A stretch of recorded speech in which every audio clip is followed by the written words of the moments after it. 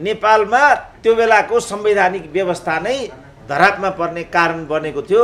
यसरी वास्तव नेपालमा प्रतिगामी राजनीतिको बिम्ब भनेको चाहिँ शेरबहादुर हो। 7 वटा प्रदेशमा 49 भन्दा बढी मन्त्री नबनाउने भन्ने थियो। पार्टी तोड्दै फोड्दै यसलाई बनायो, सोल्टीलाई बनायो, गर्लफ्रेन्डलाई बनायो, ज्वाइँलाई बनायो, सम्झीलाई बनायो, बाहिरबाट आएको मान्छेलाई बनाउने भन्ने कुरा अब अहिले 79 जति पुगिसक्यो। त्यसमा संसारमा 350 भन्दा बढी भिआइपी कुनै पनि मुलुकमा हुने व्यवस्था रहेनछ। चाहे त्यो रसिया होस्, चाइना होस्, अमेरिका होस्, फ्रान्स होस्, जापान होस्, भारत होस्, कुनै पनि होस्। तर नेपाल मात्रै यस्तो देश हो जसका भिआइपीहरूको संख्या 4800 छ। मलाई चाहिँ संसारभरिका भिआइपीहरू एक ठाउँमा अनि नेपालका भिआइपीहरू एक ठाउँमा राख्दाखेरि नेपालकै भिआइपीहरू बढ्ता होला। चित्रबहादुर केसीको त पछिल्लो चोटि मैले रिमार्कै के देखेको थिएँ भने अघोषित रूपमा केपी ओलीको चाहिँ राजासँग साँठगाँठ छ।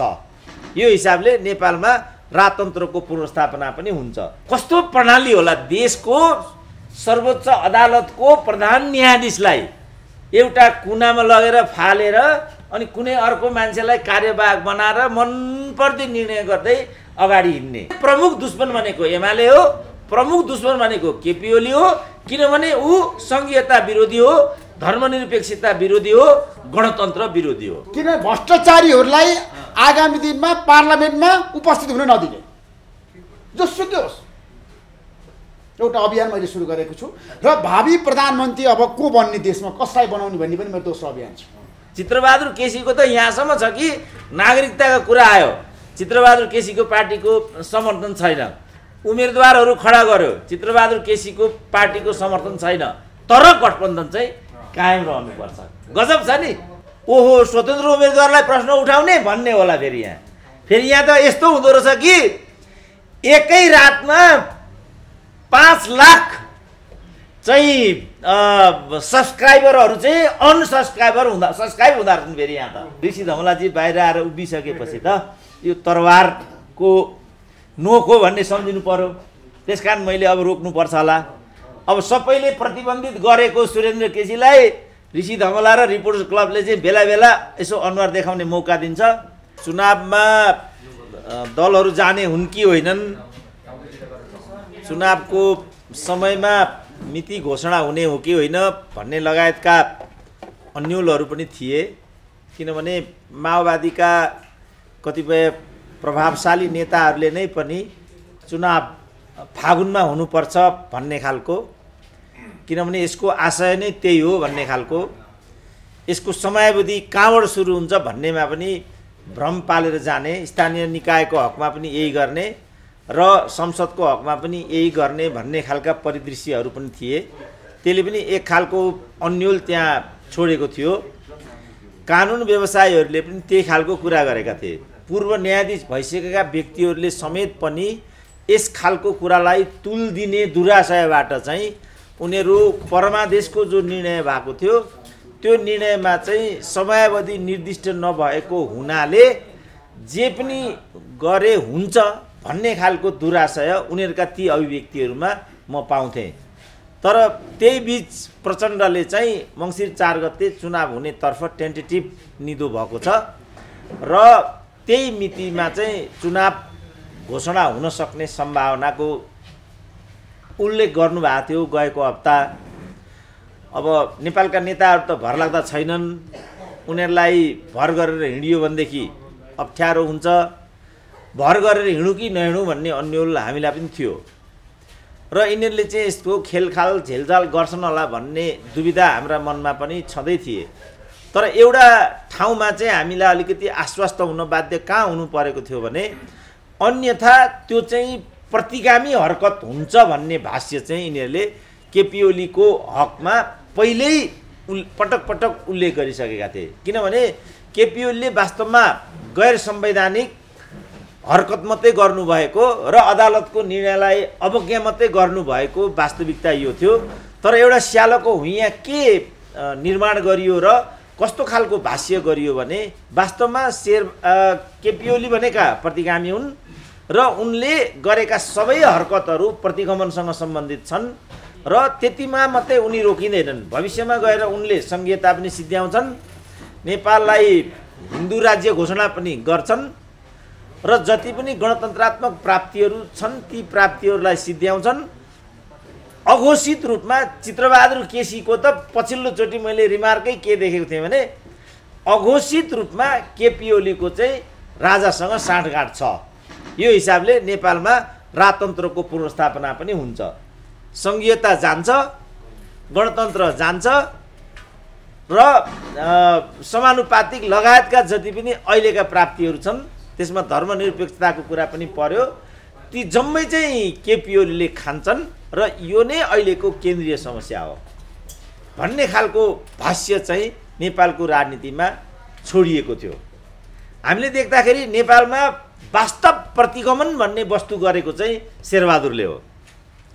शेरबहादुरले त्यति बेर विधिवत रूपमा मध्यावधिको लागि अर्थात् संसद विघटनको लागि राजा ज्ञानेन्द्रमा खालि बिन्ती मात्रै चढाएको होइन, सिफारिस मात्रै गरेको होइन, त्यो सिफारिसमा कस्तो बेहोरा पार्ने भन्ने लिखत पनि दरबार आफैलाई छोडिदिएको भन्ने पछिल्ला सूत्रहरूले चाहिँ उल्लेख गरेका छन्। त्यसपछि अब राजा ज्ञानेन्द्र पनि कम बाठा थिएनन्, त्यो चिज अदालतमा पठाइयो। अदालतले समेत पनि हाउस विघटन गर्नु उपयुक्त भन्ने राय दिइसकेपछि वास्तवमा हाउस विघटनको कुरा भएको थियो र त्यो नै नेपालमा त्यो बेलाको संवैधानिक व्यवस्था नै धरापमा पर्ने कारण बनेको थियो। यसरी वास्तव नेपालमा प्रतिगामी राजनीतिको बिम्ब भनेको चाहिँ शेरबहादुर हो। तर उनीहरूले एउटा यस्तो खालको भाष्य खडा गरिदिए कि त्यो चाहिँ केपी ओली हो र केपी ओली भन्दा अर्को कोही पनि नेपालमा प्रतिगामी होइन। त्यसकारण उनले अघि पनि मैले भने जस्तो धर्मनिरपेक्षता सिद्ध्याउँछन्, सङ्घीयता सिद्ध्याउँछन्, गणतन्त्र सिद्ध्याउँछन् र नेपालमा राजतन्त्र पुनर्स्थापना गर्छन्। त्यसो भएको हुनाले अहिलेको राजनीतिको सबैभन्दा ठुलो प्राप्तिहरूको गणतन्त्रको प्राप्तिको अवरोध भनेको केपी ओली हो र सम्पूर्ण रूपमा यसलाई ठेगान नलाउँदासम्म नेपालको लोकतान्त्रिक जो प्रणाली छ, जो धर्मनिरपेक्षतासँग सम्बन्धित छ, सङ्घीयतासँग सम्बन्धित छ र गणतन्त्रसँग सम्बन्धित छ, यो व्यवस्थालाई बचाउने हो भनेदेखि गठबन्धन अपरिहार्य छ र यसका लागि चाहिँ गठबन्धन बनाउनै पर्छ र एमालेलाई पूर्णतः किनारामा नलगाउने हो भनेदेखि अघि मैले उल्लेख गरेका जे चुनौतीहरू छन् ती चुनौतीहरू चाहिँ धरापमा पर्न जान्छन् भन्ने परिवेश निर्माण गरिसकेपछि गठबन्धन गर्नको लागि त उनीहरू एक प्रकार कृत सङ्कल्पित थिए। सँगसँगै जो संवैधानिक व्यवस्था छ, चाहे त्यो आवधिक निर्वाचनको होला, स्थानीय निकायको निर्वाचनको कुराहरू होला र अरू कुराहरू होलान्, ती कुनै पनि कुरामा चाहिँ दाहिने देब्रे किन्तु परन्तु नगरिकन उनीहरू संविधानले निर्दिष्ट गरेको बाटोमा हिँड्नको लागि विवश भएको हुनाले उनीहरू समयमै निर्वाचनमा जालान् कि भन्ने कुरामा लगभग हामीहरू अपेक्षित थियौँ। तर अहिले पनि मान्छेहरूको मनमा के छ भने अनेक किसिमको बिङ्गा खडा गरेर वा निर्वाचन सार्ने हरकतहरू फेरि भइदिन्छन् कि भुइँचालो आइदिन्छ कि पहिरो लडिदिन्छ कि अरू दुर्घटनाहरू भइदिन्छन् कि केही पनि नितो छैन नि। यहाँ त एउटा एउटा बाहना टेक्यो अनि आफूले जे गर्नुपर्ने छ त्यही कुरा चाहिँ गरिहाल्यो। जस्तो अहिले प्रधान न्यायाधीशको कुरा छ, अहिलेकै संविधानले पनि परिकल्पना गरेको अदालत, व्यवस्थापिका र कार्यपालिका यो तीनटालाई एक ठाउँमा राखेर सन्तुलन र नियन्त्रणको सिद्धान्तलाई मध्यनजरमा राखेर यी तीनटा इकाइहरूको चाहिँ परिकल्पना गरिएको थियो। तर अहिले अनुकूलको अदालत नहुने हो भनेदेखि आज एउटा मुद्दा पर्छ, भोलि अदालतले बदर गरिदिन्छ, पर्सि अर्काको पदोन्नति हुन्छ, निकोर्सी बदर गरिदिन्छ भन्ने हिसाबले उनीहरूले योजनाबद्ध चोलेन्द्र शमशेरलाई त्यहाँ लगेर थचारिदिए। कस्तो प्रणाली होला? देशको सर्वोच्च अदालतको प्रधान न्यायाधीशलाई एउटा कुनामा लगेर फालेर अनि कुनै अर्को मान्छेलाई कार्यवाहक बनाएर मनपर्दो निर्णय गर्दै अगाडि हिँड्ने। त्यसकारण मैले के भनेको भने नेपालमा वास्तव प्रतिगामी प्रवृत्ति भनेको चाहिँ यी मानिसहरूसँग छ।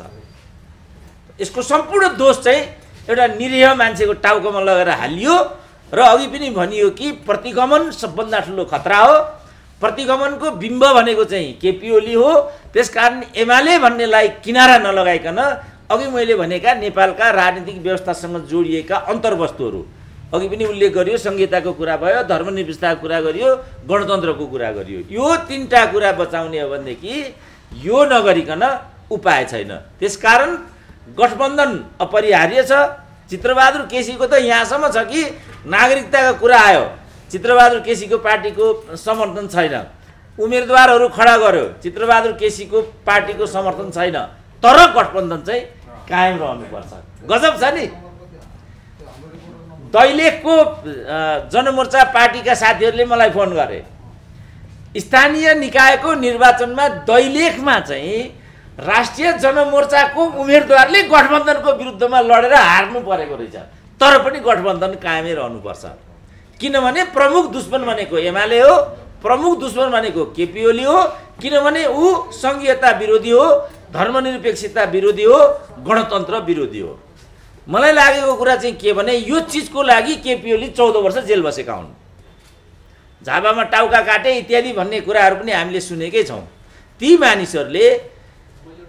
ती मानिससँग आबद्ध दलले यी तीनटा कुराहरू खाइदेला भन्ने कुरा मेरो मनले कहिले पनि मानेन। तर मलाई नै फेरि केपी ओलीको अनुमान भनिदिए। यहाँ त यस्तो गाह्रो भइदियो नि। कसैकोमा पनि भएको गुणको कुरा गरियो भने डाक्टर सुन्दरमणिले राम्रो जाँच गर्नुहुन्छ भन्यो भने पनि नेपालका मान्छेलाई ठिक लाग्दैन। किनभने सबैलाई लखेट्नुपर्छ भन्ने यहाँका मान्छेको बुझाइ छ। त्यो काम हामी गर्न सक्दैनौँ र हामी गुण र दोषको आधारमा चिजलाई प्रस्तुत गर्छौँ, बुझ्छौँ भन्ने चिजलाई हामीले चाहिँ मिडियाको क्षेत्रमा पनि राख्न खोजेको, राजनीतिको क्षेत्रमा पनि भन्न खोजेको। जस्तो अब अहिले नागरिक समाजको कुरा छ। अकुपाई बालुवाटार भन्थे, आजै भएन भन्थे, भोलि नै भएन भन्थे, उफ्रिरहन्थे। त्यसपछि पनि त समस्याहरू छँदैछन्। अनेकचोटि मैले भने यो रिपोर्टर्स क्लब आउने सडक जुन दुरावस्था, यो के कारणले यो बाटो यस्तो छ? विदेशी पाहुनाहरू पनि आउँछन् यहाँ। हेर यतिका पत्रकारहरू पटक पटक मैले यो कुरा गरेँ, कमसेकम यो एउटा सडक त बनाइदियो न। यही भृकुटी मण्डप परिसरको पनि आयो होला। यहाँसम्म मैले भने कि अहिले काठमाडौँका नयाँ मेयरले चाहिँ पार्क बनाउने कुरा ल्याए अरे भन्ने। मैले त्यो महानगरपालिकासँग पनि के आह्वान गरेँ भने नयाँ पार्क होइन, भएको पार्क व्यवस्थित गरिदेऊ न। त्यसको लागि भृकुटी मण्डपलाई चाहिँ व्यवस्थित गरिदेऊ। यसको जे आय छ त्यसलाई पारदर्शी बनाऊ। कमसेकम यो एउटा सडक व्यवस्थित गरिदियो। जुन किसिमका टहराहरू हेर्दैखेरि काठमाडौँको मुटुमा यो खालका टहरा र यस्तो खालको अव्यवस्थित सडक व्यवस्था लिएर हिँड्ने र त्यस पार्कलाई चाहिँ व्यवस्थित गर्न नसक्ने, अनि कुनै अर्को पार्कको प्रस्तावना लिएर आउने, यो के धन्दा हो भन्ने कुरा पनि मैले डराएँ। किनभने अब अहिलेको त स्वतन्त्रको पक्षमा जुन किसिमको एउटा माहौल देखिएको छ, त्यो विषयमा कुरा उठाउनु पनि फेरि अर्को प्रतिगमन हुन्छ होला। फेरि यहाँ त ओहो स्वतन्त्र उम्मेदवारलाई प्रश्न उठाउने भन्ने होला। फेरि यहाँ त यस्तो हुँदो रहेछ कि एकै रातमा 5 लाख चाहिँ सब्सक्राइबरहरू चाहिँ सब्सक्राइब हुँदा रहेछन् फेरि यहाँ त एकै रातमा। त त्यो हुन लाग्यो भने त फेरि बाँच्नै गाह्रो छ यहाँ त। यो खालको जुन एउटा कार्यशैली र आचरण व्यवहार हामीले चाहिँ समाजमा विकास गरिराखेका छौँ, यसले हामी कसैलाई पनि फाइदा गर्दैन र कसैलाई पनि अगाडि बढ्न दिँदैन भन्ने कारणले गुण र दोषको प्रसङ्गलाई हामीले उठाउन खोजेको। कसैले पनि भनिएकै के छ भनेदेखि शत्रुले पनि राम्रो काम गरेको छ भने सराहना गर्नुपर्छ, गुरुले पनि गल्ती गरेको छ भने भनिदिनुपर्छ। यो गुरु हो, अब भइगयो, गुरुले गरेको कुरा किन भनेर आँखा चिम्लिने कुरा छैन। कहिलेकाहीँ आफैबाट पनि गल्ती हुन्छ, आफैबाट पनि गल्ती भयो भने त्यो कुरा चाहिँ कबुल गर्नुपर्छ, अनि मात्रै अगाडि जान सकिन्छ। र वास्तवमा सच्चा लोकतन्त्र भनेको पनि त्यही हो। लोकतन्त्रमा 3टा कुरा हुन्छन् भन्ने कुरालाई सधैँभरि जोड दिइयो। योग्यता क्रम, जवाफदेहिता, पारदर्शिता। माइनस यो 3टा कुरा त्यो लोकतन्त्र हुँदैन। जस्तो करको दायरा हेरफेर सम्बन्धमा जे अर्थ मन्त्रालयमा बवन्डर गरियो, त्यो कहाँ त्रुटि थियो, के त्रुटि थियो, के भएको हो त्यसमा? लास्टमा गएर चाहिँ मिडियाको टाउकामा हालिदिएको छ त्यो कुरा। किनभने मिडिया ट्रायलबाट त्यो कुरा अगाडि ल्याइएको थियो भन्ने छ। अब मिडियाका साथीहरूले पनि भनिदिनु पर्यो कि वास्तवमा मिडियाले त्यो ट्रायल गरेको थियो कि त्यो एउटा माओवादीको विरुद्ध साजिस मात्रै थियो, के कुरा थियो? त्यो पारदर्शिताको अभावमा त्यस्तो कुरा हुन्छ। यदि त्यो पारदर्शी हुन्थ्यो भने त्यहाँ तथ्यहरू बाहिर हुन्थे र ती तथ्यको आधारमा सत्य खोजिन्थ्यो। यहाँ चाहिँ सत्यको आधारमा भन्दा पनि आग्रहको आधारमा सत्यको खोजी गर्ने अभ्यास छ। आग्रहको आधारमा सत्य खोज्न थालियो भने त कहिले पनि सही निष्कर्षमा पुग्न सकिँदैन। सत्यको खोजी भनेको तथ्यको आधारमा हुनुपर्छ। तथ्यले जे कुरा भन्छ त्यस कुरालाई हामीले चाहिँ समात्नुपर्छ ताकि भोलि त्यस खालका त्रुटिहरू हामीबाट नहुन्। अब अहिले जे अर्थ मन्त्रालयमा करको दायरा सम्बन्धमा भएको थियो, कसले के भएको त त्यहाँ वास्तवमा? त्यहाँ अनधिकृत मान्छेको प्रवेश भएको हो कि होइन? अनधिकृत मान्छेको त्यहाँ प्रवेश भएको हो भने त्यसमा सचिवको कति जिम्मेवारी हुने हो? सम्बन्धित विभागको कति जिम्मेवारी हुने हो? मन्त्रीको कति जिम्मेवारी हुने हो? फुटेजको हार्ड डिस्क र सफ्ट डिस्कको के स्थिति हो? त्यसलाई डिलिट गर्न पाइने हो कि होइन? डिलिट गरेको वा नगरेको भए पनि प्रमुख प्रतिपक्ष लगायतकाले उठाएको प्रश्नमा जवाब दिनुपर्छ भने के छ, दिइँदैन भन्दै जो हिँड्ने शैली मन्त्रीको तर्फबाट हामीले सुन्यौँ, त्यस्तो पाइने हो कि होइन? जसले गर्दा फेरि भोलि यी गल्तीहरू त होला नि, कुनै अर्को अर्थमन्त्री होला त्यहाँ र आजको एमालेको ठाउँमा माओवादी पुग्ला अथवा काङ्ग्रेस पुग्ला, यस्तै घटना त्यहाँ होला। त्यस्तो बेलामा हामीले कस्तो अभ्यास छोडेका छौँ भन्ने सम्बन्धमा इतिहास कहाँ साँच्ची उभिन्छ त? त्यस कारणले पनि सत्यमा हामीले उभिनुपर्छ, जुन चाहिँ पारदर्शी हुनु पर्यो, जवाबदेही हुनु पर्यो र प्रामाणिक हुनु पर्यो। त्यो नै वास्तव लोकतन्त्र हुन्छ भन्ने कुरा हामीले यो सन्दर्भमा बुझेको र निर्वाचनको हकमा कस्तो प्रकार यी सब कुराहरू निर्वाचनमा कस्ता खालका विषयवस्तु बन्लान् र यसलाई आम मतदाताले कसरी हेर्लान् भन्ने कुरा यहाँ आकर्षित हुने देखिन्छ। जस्तो सङ्घीयताको कुरा छ, अहिले सङ्घीयताको जो 3 लेयर छ, जुन 3 तहको संरचना छ, केन्द्र छ, प्रदेश छ र तल स्थानीय तह छ। अहिले बजेटको सबै हिस्सा यही चिजमा खर्च भएको भन्ने छ डाक्टर साहब। गएको वर्ष एउटा कर्णाली प्रदेशको मात्रै हो क्यारे, त्यसमा चाहिँ भ्रमण र बैठक भत्तामा मात्रै 94 करोड गएछ एउटा प्रदेशमा। एउटा मन्त्रीलाई धान्नु पर्यो भने वार्षिक 1 करोड खर्च हुँदो रहेछ। संसारमा 350 भन्दा बढी भिआइपी कुनै पनि मुलुकमा हुने व्यवस्था रहेनछ, चाहे त्यो रसिया होस्, चाइना होस्, अमेरिका होस्, फ्रान्स होस्, जापान होस्, भारत होस्, कुनै पनि होस्। तर नेपाल मात्रै यस्तो देश हो जसका भिआइपीहरूको सङ्ख्या 4800 छ। मलाई चाहिँ संसारभरिका भिआइपीहरू एक ठाउँमा अनि नेपालका भिआइपीहरू एक ठाउँमा राख्दाखेरि नेपालकै भिआइपीहरू बढ्ता होला। ती भिआइपीहरूको खर्च पनि कम भयो भन्नेमा फेरि यहाँ बहस गर्छन्। फलस्वरूप महँगा भिआइपीको 4800 अलग भयो। यता संसदका प्रतिनिधि मतलब सांसद, प्रदेशका सांसद, प्रदेशको योजना आयोग, प्रदेशको लोकसेवा र सचिवालयहरू गर्दाखेरि कमसे कम 1100 अत्यन्त महँगा पदाधिकारीहरू हामीले पाल्नु पर्दो रहेछ।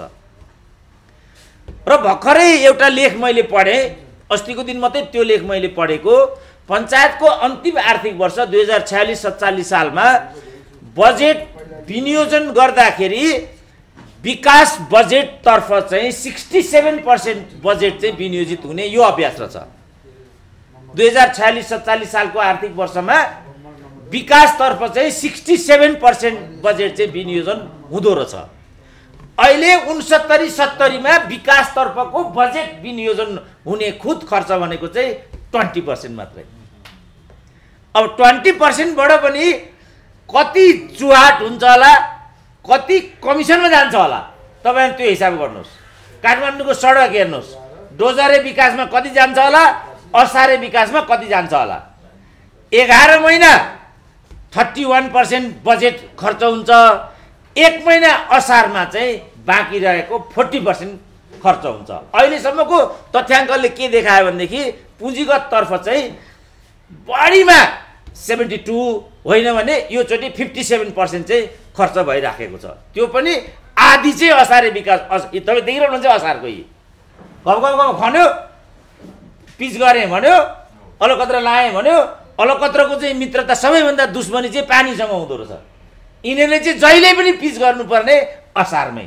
यो चाहिँ मैले काठमाडौँ आएदेखि देखेको, यो पञ्चायतका पालादेखिको यो दुष्प्रवृत्ति हो।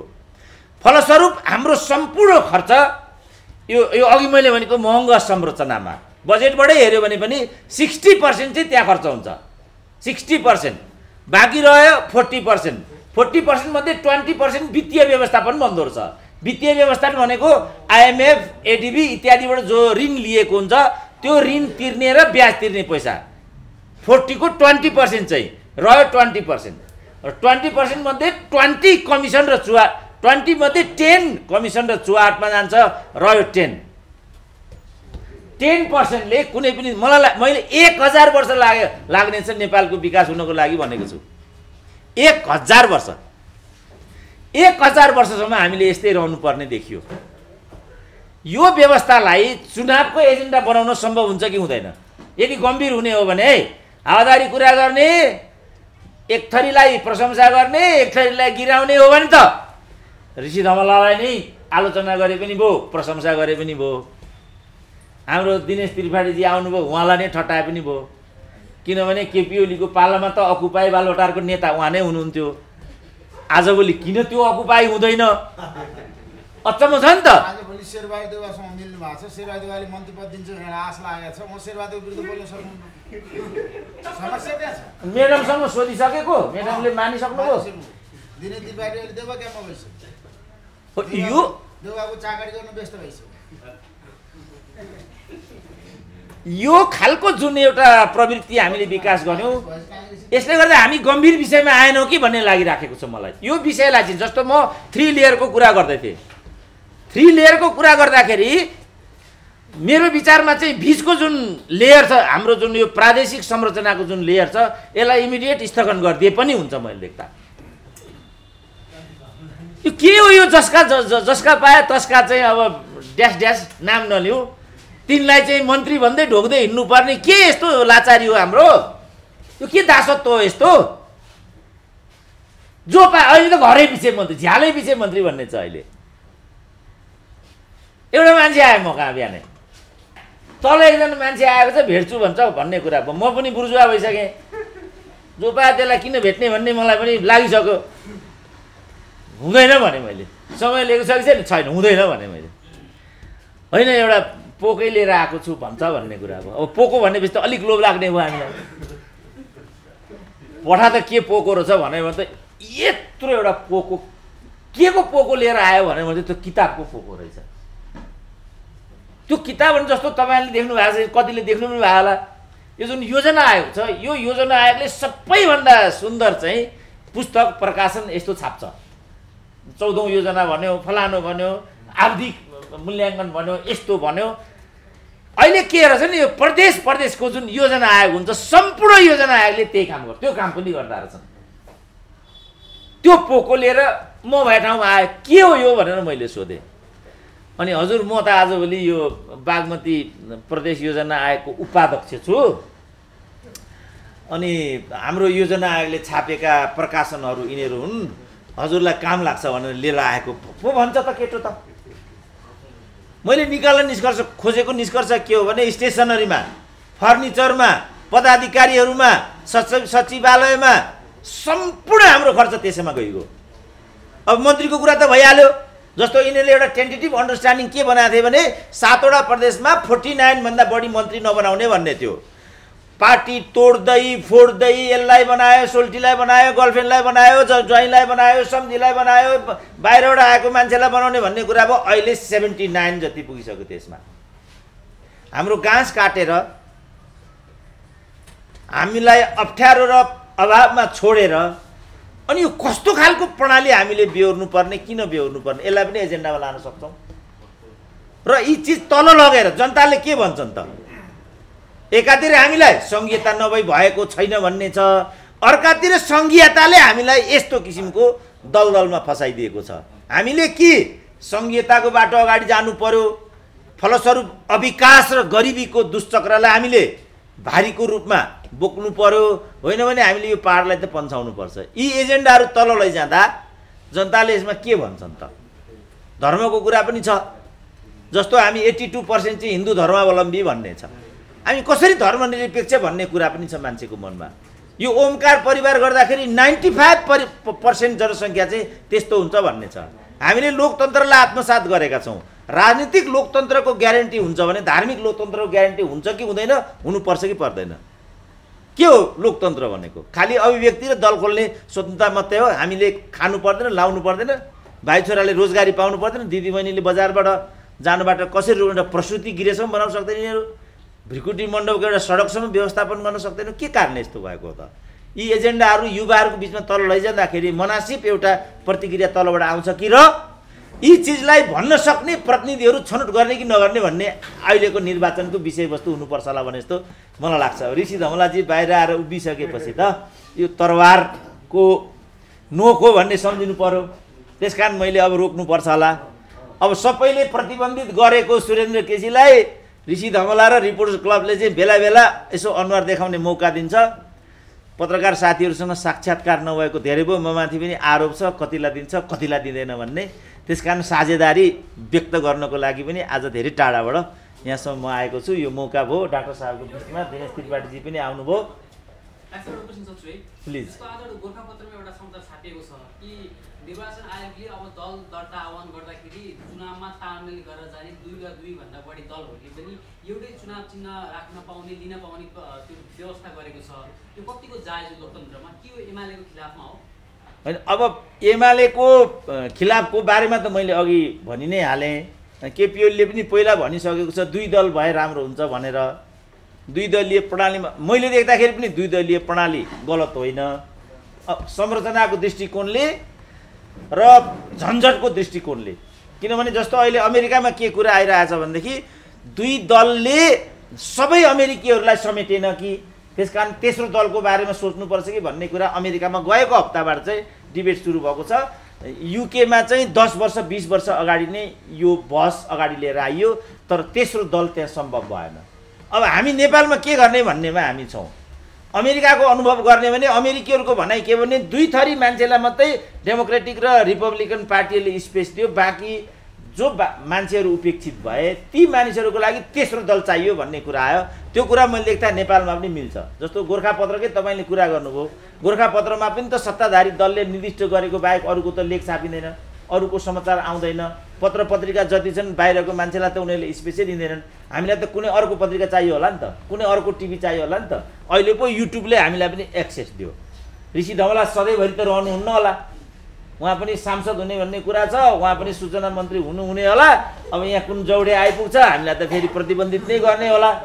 त्यो हिसाबले अनेक विकल्पहरू त अपेक्षितै छन्। यो बाध्यताले पनि विकल्पको सम्भावना र ढोकाहरू खुलिराखेका हुन्छन्। जहाँसम्म गोरखापत्रमा त्यो कुरा आएको भन्ने कुरा छ, उनीहरू चाहिँ एकसूत्री रूपमा एमालेको विरुद्धमा चाहिँ लक्षित देखेछन्। लोकतन्त्रमा कुनै पनि दललाई निषिद्ध गर्नु चाहिँ आफैमा उचित होइन भन्ने नि लाग्छ मलाई चाहिँ। राम्रो नराम्रो गल्ती सही के गरेको छ त्यसलाई निरूपण गर्ने त जनताले नै हो नि त लोकतन्त्रमा। परमादेशको देशी आधारमा सरकार बनाउने बिगार्ने कुरा चाहिँ होइन भन्ने लाग्छ। जस्तो अब हाम्रो दिनेश त्रिपाठीजीहरू नै यत्रो अमेरिकाबाट पढेर आएको लयर, उहाँले नै त्यत्रो सङ्घर्ष र लडाइँ गरेर परमादेशी ठिक हो भन्ने खालको चाहिँ सन्देश दिन खोज्नुभयो। मैले देख्दाखेरि त्यो सही थिएन। केपी ओली स्वेच्छाचारी थिए, निरङ्कुश थिए र उनले हाउस विघटन गर्नु 2टा गल्ती थियो। एउटा संविधान विपरीत थियो, अर्को अदालतको अवज्ञा थियो। त्यो 2टै कुरालाई विषय बनाएर केपी ओलीलाई केन्द्रीय कारागारमा मानहानिमा लगेर कोष दिएको भए त केपी ओली नामको कहर त हामीले सदाकाल बोकिरहनु पर्ने थिएन नि। अब त अर्को 10 वर्ष केपी ओलीको कहर हामीले बोकिरहनु पर्ने भएको हुनाले म केपी ओलीको हनुमान होइन कि उहाँहरू केपी ओलीको हनुमान हो भन्ने मेरो बुझाइ चाहिँ त्यो भयो। किनभने लोकतान्त्रिक व्यवस्थामा त न्यायालयले प्रधान न्यायाधीश बनाउने नै होइन नि। यो गलत हो, यो प्रकारले अवज्ञा गर्नु अनुचित भएको हुनाले तुरुन्त प्रक्रिया पुरा गरिकन नयाँ प्रधानमन्त्री छनौट गर्ने दशातर्फ चाहिँ अदालतले फैसला गरेको छ भन्नुपर्नेमा परमादेश ठोकिदियो। परमादेश ठोकिदिने बित्तिकै राष्ट्रपतिको सान्दर्भिकता देखिहाल्नु भएको छ तपाईँ कुन हालत भयो। प्रधान न्यायाधीश त्यहाँ चाहिँ उत्तानो टाङ लाएर बसिराखेका छन्। अब के यस्तो पनि हुन्छ विधिको शासन? त्यसकारण यो तरिकाबाट शासन गर्ने जुन अहिले सोच आइराखेको छ त्यो मैले देख्दा आपत्तिजनक छ। यी चिजहरू पनि विषयवस्तु बन्नुपर्छ निर्वाचनमा र हामीले उचित प्रतिनिधि छान्नेतर्फ सोच्नुपर्छ। यो हाई टाइम हो। कुहिएको फोहोर र नकुहिएको फोहोर छुट्याउने बेला यही हो भन्ने कुरा जुन सोसियल मिडियामा हामीहरू देख्छौँ, हामी सबैले कुहिएको फोहोरलाई किनारा लगाऊँ र अर्को बाँकी रहेको फोहोरलाई पनि प्रशोधनद्वारा इन्धन बनाउने बाटोमा गएर निर्वाचनलाई सफल पारौँ। म बिदा लिन चाहन्छु। धन्यवाद। Thank you so much doctor को जबसम्म अन्त्यको एजेन्डा दलको नेताहरूले ल्याउँदैनन् उनीहरूलाई मतदान गरिँदैन। जोसुकै होस् भ्रष्टाचार अन्त्यको हामीलाई आधार दिनुपर्छ। अहिले देशको सबभन्दा ठुलो महारोग भनेको भ्रष्टाचार हो। भ्रष्टाचारले आज मुलुक दलदलमा फसेको छ र सबै पोलिटिकल पार्टीका नेताहरूले जनतालाई भन्न सक्नुपर्छ यो कारणले हामी भ्रष्टाचार अन्त्य गर्छौँ भनेर भन्न सके भने मतदान गर्ने, होइन भने बहिष्कार गर्ने। किन भ्रष्टाचारीहरूलाई आगामी दिनमा पार्लियामेन्टमा उपस्थित हुन नदिने। जोसुकै होस् एउटा अभियान मैले सुरु गरेको छु र भावी प्रधानमन्त्री अब को बन्ने, देशमा कसलाई बनाउने भन्ने पनि मेरो दोस्रो अभियान छ। म देशभरि जाँदैछु, यो चुनावमा 77 जिल्लामा पुग्नेछु र भावी प्रधानमन्त्री कसलाई बनाउने र त्यो व्यक्ति कस्तो हुनुपर्छ त्यो व्यक्ति। अब जनताले छ नि यसपटक सिद्धिमिति दलले भने जस्तो गरी, नेताले भने जस्तो गरी मतदान गर्नेवाला छैन। जनता निकै सचेत छन्। दलका नेताहरूले गल्ती गरेका छन् तर दलीय व्यवस्थाको विकल्प छैन। दलभित्र नेताको विकल्प खोज तर दलीय व्यवस्थाको विकल्प छैन। मेरो त एजेन्डा त्यही हो। फेरि डाक्टर साहब ठिक छ, लोकतन्त्र हो होइन, लोकतन्त्रमा आफ्नो कुरा राख्न पाइन्छ।